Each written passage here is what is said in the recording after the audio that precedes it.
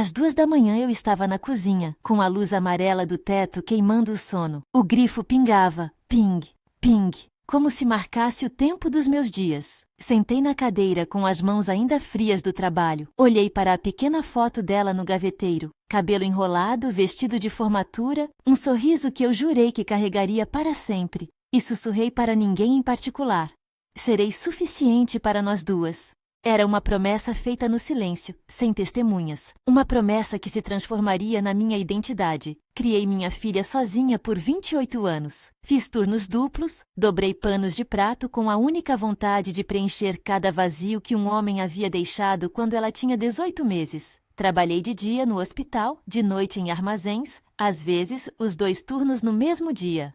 Voltei para casa com o cheiro de álcool e sabonete no cabelo, com as mãos marcadas por papel alumínio amassado das marmitas que eu preparava para que não faltasse nada àquela vida pequena que dormia no quarto ao lado. Há coisas que ficam marcadas nas pequenas rotinas. O zumbido constante da geladeira, o bilhete colado na porta dizendo aquecedor desligado, o frasco de perfume barato, Stella Lauder, guardado junto ao batom.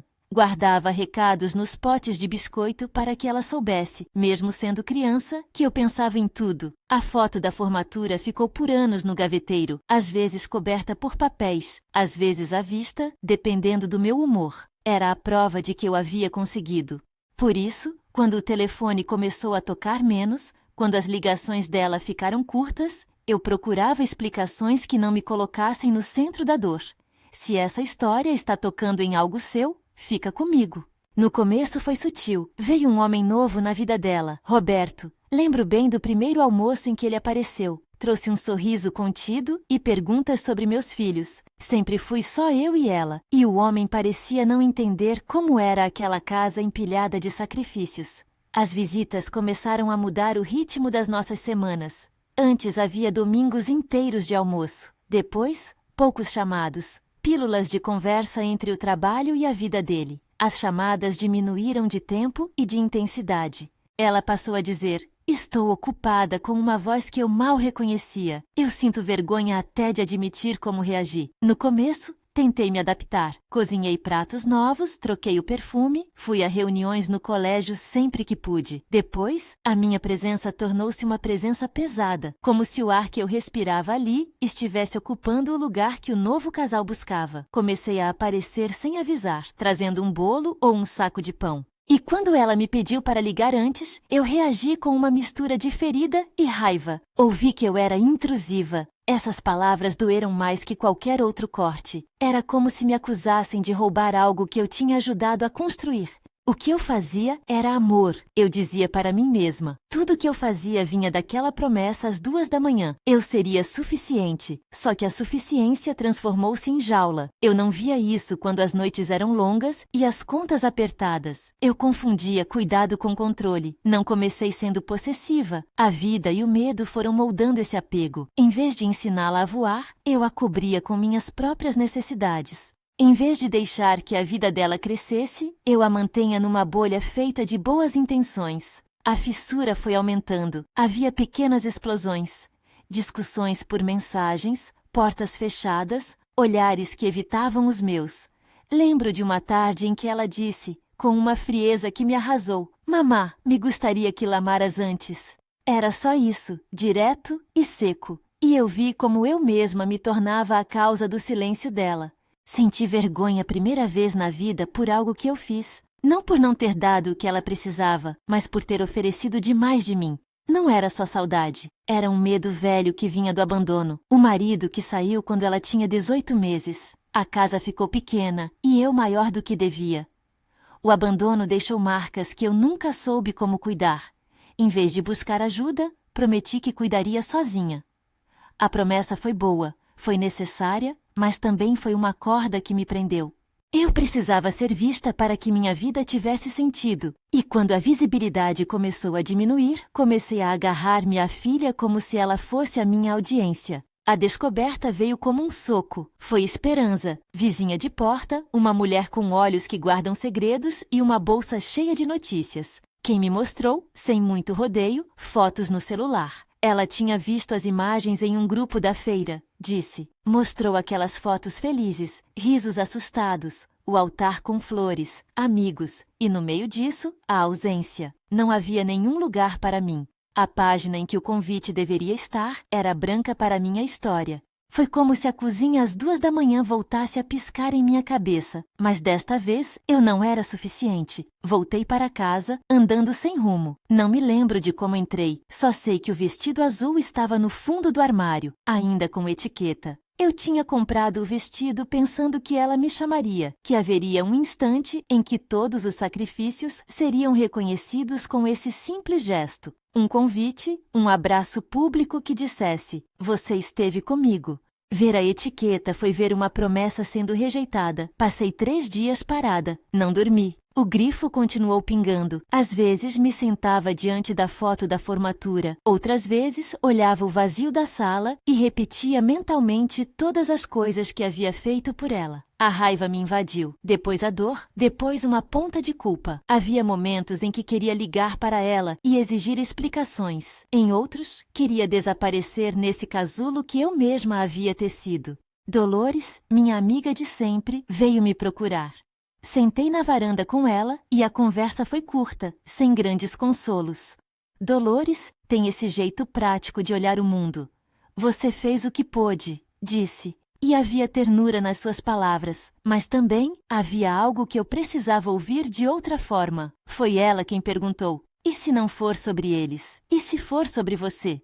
Essas palavras me tocaram e me desarrumaram. Ler a carta antiga foi o que mudou tudo. Eu não lembro quando a escrevi. Achei-a dentro de um caderno velho, junto com ingressos de cinema e bilhetes escolares. Era uma carta para minha filha, escrita quando ela tinha 5 anos. As linhas tremiam porque minha caligrafia havia sido então a de quem tinha esperança. Eu escrevi coisas como: "Quero que você tenha asas para voar, que conheça além do que eu posso sonhar, que se perca e se ache, que seja livre."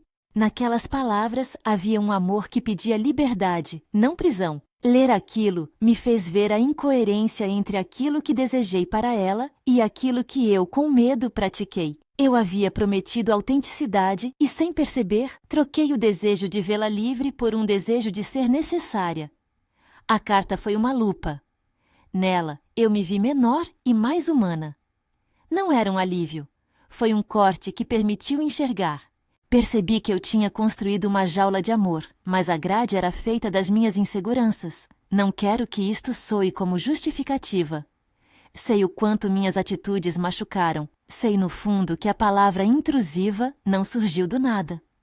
Aceitei aquilo como uma verdade que eu precisava enfrentar. Não era tragédia única. Era consequência de um amor que esqueceu de ser generoso. Aceitei também que talvez ela nunca entenda esse arranjo emocional. Talvez ela veja apenas o lado de fora da jaula e não saiba da mão trêmula que a construiu. Depois da carta, algo mudou devagar. Não foi uma epifania hollywoodiana. Não veio de uma revelação teoricamente perfeita. Veio em pequenas decisões. Voltei a trabalhar na livraria do David. Aquele lugar tem cheiro de papel velho e café. Uma calma que cabe em conversas sobre autores que eu jamais lerei e mãos amigas que me aceitaram sem perguntas. David, o dono, é um homem de poucas palavras e muitos sorrisos. Lá, eu encontrei um espaço que não exigia meu sacrifício como moeda de troca. Empacotei livros, organizei prateleiras, devolvi um pouco do tempo ao mundo. Pela manhã, passei a caminhar. As ruas cedo têm essa música própria, passos apressados, senhas correndo para o trabalho, o céu mudando de cor. Eu ia devagar, respirando o ar frio e sentindo que cada passo me apartava de algo que já não me servia. Às vezes parava diante da loja de costura da Sra. Chen e conversava um pouco com ela sobre tecido e linhas. A Sra. Chen, com suas mãos firmes, me contou como costurava não apenas roupas, mas histórias. Era reconfortante ouvir alguém que consertava coisas com paciência. Outra coisa que me trouxe vida foi o bingo na igreja do bairro. Não o religioso do tipo orações, mas o encontro das terças à tarde, onde se cantava e se ria. Havia ali senhoras com chapéus e homens com cadernos, e eu me sentia parte de uma comunidade sem cobranças. Ganhava prêmios pequenos, um pacote de arroz, um porta-chaves e celebrava como se tivesse ganhado o mundo.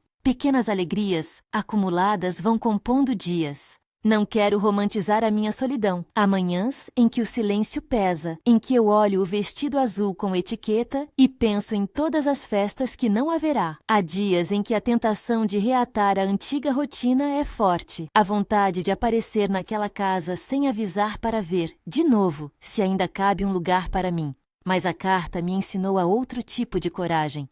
A coragem de respeitar o espaço do outro, mesmo que isso signifique aceitar a minha exclusão. A outra lição amarga que aprendi: nem toda história precisa ser remendada por fora para que a costura interna funcione. A reconciliação, se acontecer, será um presente. Não devemos viver à espera dela. A vida que me resta não precisa de validação externa para existir. Aprendi que eu posso ser inteira, sem depender do retorno de ninguém. E isso, para mim, foi um recomeço tardio que não se veste de triunfo, mas de paz. Algumas manhãs, ainda volto à cozinha às 2 e me pego repetindo o antigo sussurro. Só que agora o que diz é diferente. Não digo mais serei suficiente para nós duas como promessa de controle. Digo para mim mesma, serei suficiente para mim. Não é um abandono do amor que tive. Amo com a mesma intensidade, talvez com menos urgência. E isso me permite ver a filha de longe, sem querer manejá-la como extensão da minha autoestima. Nem tudo se cura, algumas coisas apenas mudam de cor. A raiva convive comigo, a tristeza vem às vezes como visitante, mas também vieram coisas novas. Um domingo sem pressa, uma tarde na livraria com um cliente que pede indicação de um livro de memórias, risos no bingo, a conversa com a senhora Chen sobre como reparar uma manga rasgada. Há um prazer discreto em organizar meus dias pelo meu pulso, não pelo relógio de outra pessoa. E a filha? Ela segue sendo presença e ausência simultâneas. Às vezes passa um pensamento sobre ela quando vejo um telefone tocando e penso se deveria ligar. Outras, reconheço que respeito também é amor. Não sei se haverá um convite algum dia. Não tenho garantias. A única coisa que sei é que encontrei numa carta a verdade que eu havia escrito em outra época.